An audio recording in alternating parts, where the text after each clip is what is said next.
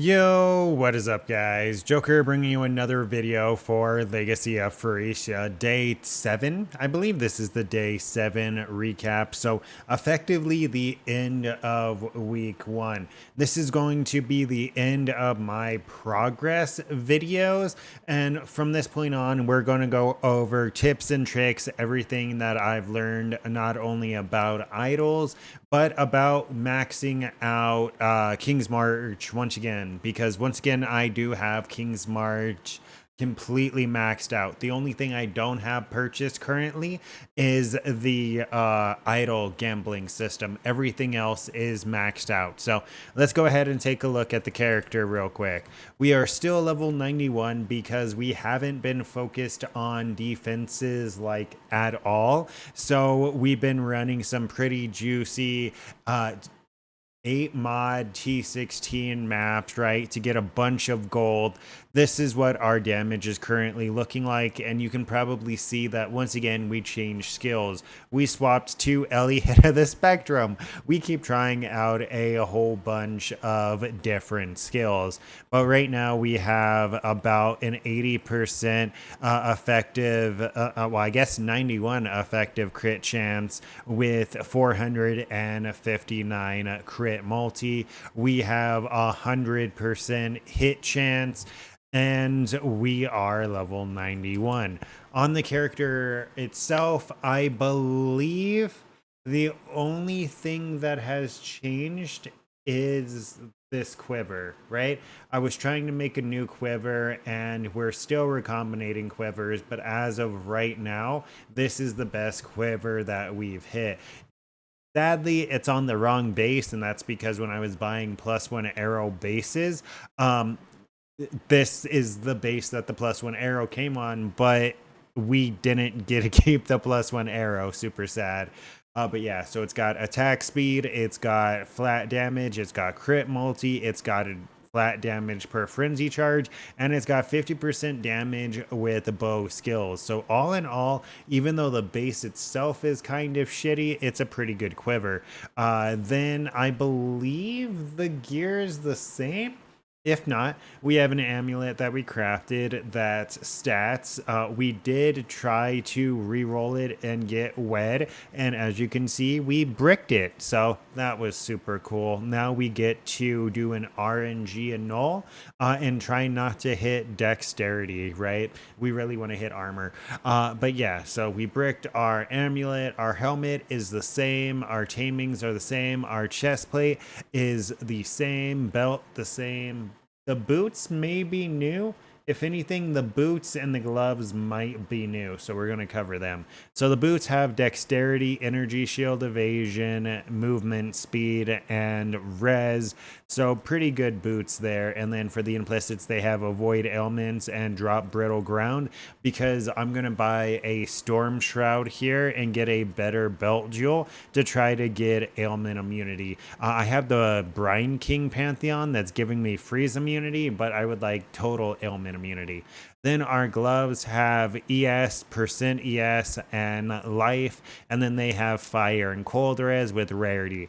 If we remake gloves, we're going to get the temple mod for chilled enemies. Well, actually, at this point, what we would want is gloves that are rather specific. Our prefixes here would probably be fine for the most part, but then for suffixes, we would want the chill, we would want the ignite, we would want the shocked, right? Those 3 temple mods. And then we would also want spell suppression. So there's several things, as well as chaos res would really make these better, because we don't really need the res on it. Like, we can move res around and still be res capped. We are over res capped pretty decently, so we can move some things around and get like chaos res there. Our bow, we need to recombinate a better bow. Looking at our skill tree, we did change it a little bit. We cut this entire like chunk out, and we're doing our clusters, and then we have a little bit of pierce, and then we're just going down here, right? Primarily all we did is cut this out since we were no longer going up here. Main differences in the past couple videos, we cut this chunk out and we put in a cluster, and then we're gonna come up here to get Ghost Dance and this jewel socket, right? If we go to our strategy, the strategy that we've been running right now to farm the vast majority of our currency is kind of pack size juicing with Searing Exarch. So essentially what we're doing is we have the unique relic where the Exarch altars have an additional upside. Well, they have a 57% chance to have an additional upside, and it's 81% increased effect of the downsides. On top of that, we're taking 2 relics for 60% chance for Searing Exarch to spawn when it first appears inside the map, which is really good because we usually as soon as we get in a map, because we're popping a pack of mobs, the chance that an altar appears is super, super high. And then this also has Elder pack size on it because that's the thing that I'm juicing as well, is just Elder pack size. Apart from that, we have as much pack size as we can really get. We have 28% pack size for maps affected by Fortune Favors the Brave. And then we have, where is my eater pack size? They really should have added a like search modifier. 37% eater pack size, right? And we're running 8 modded maps. So we're having like a pseudo 100% pack size on every map. And apart from that, the only other things that we're running are in this tide to make sure that our beyond doesn't spawn beyond bosses, and singular focus to make sure that we only sustain the 1 maps. Those are the most important things, I do believe. In our map device, we are running Influencing Scarab of the Elder, Cartography Scarab of Escalation, Scarab of Monstrous Lineage, Scarab of the Hordes, and Scarab of Corruption. Let's go ahead and let's grab an 8 modded map, throw it in here, and show you guys what this looks like. So the clear, since we swapped away from alt ailments, the clear is actually pretty good, especially with all the additional pierce. So like I was mentioning, oh my god, that lag spike was fucking massive. Holy shit. That's not what was supposed to happen. But as you can see, we already have 3 stacks of deli rewards. And yeah. The clear got juiced significantly. This awesome. Oh my god, can we make it more? I need to stop monologuing. The maps are kind of rippy, right? So I need to be careful, especially when the beyond mobs kind of get on top of me. How we have to play this is we literally have to clear like a screen ahead of us at all times. But this is essentially what the play style looks like, where we're always firing an arrow and we're really trying to not let mobs hit us.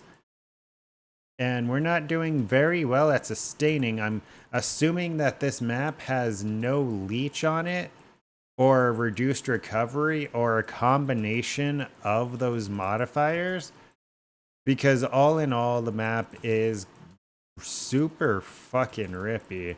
But as you can see, we ran into several altars. Usually we can get oh, there we go. As soon as we kill the ambushing spider and deal with all of the effects, we can go and get, oh, that was greater? I thought that said grand. Yeah. So, oh, I guess it was greater, and I guess it was grand. I guess it was both. I guess I should read the modifiers. But we loot. Oh, hey, Abomination map. I meant to say scripted. But yeah, this is essentially what we do. Super chill, super good money. Even though we're investing like 30C per map, the amount of altars and mobs that we kill on average just makes us get our money back. So I'm not going to clear the entire thing right now because I do have to it does take me a minute because I'm going to have to run through and be careful, but we'll pick up the abomination map for sure. And then let's get off the burning ground. Okay, see, yeah, we died. But yeah, that's pretty much it. Short video. That's everything that I wanted to go over this one. There's going to be no cuts and no clips, but out of that map so far, we've made 80, 90 C, 90 plus C, and we've gotten like 17K gold. So besides that, let's go to Kingsmarch real quick, show you that we have everything maxed out. So Smithy maxed out, boating maxed out, disenchanter maxed out. Only thing left is we have one level in mapping. Then we have recombinating maxed out. We have farming maxed out, and we have our city maxed out. And then the last thing is the black market, right? So those are the two last things that we need. All of our workers are at least T7 right now as well, which means that our upkeep is decently expensive if we're not doing anything. But if they're just standing around and not working, it's perfectly manageable. It's expensive right now because I have a set of mappers going. When I go to bed, I'm going to obviously turn those off, right? But yeah, that's pretty much it. Don't forget to like, comment, and subscribe to stay up to date with this and future content. And until next time, take care.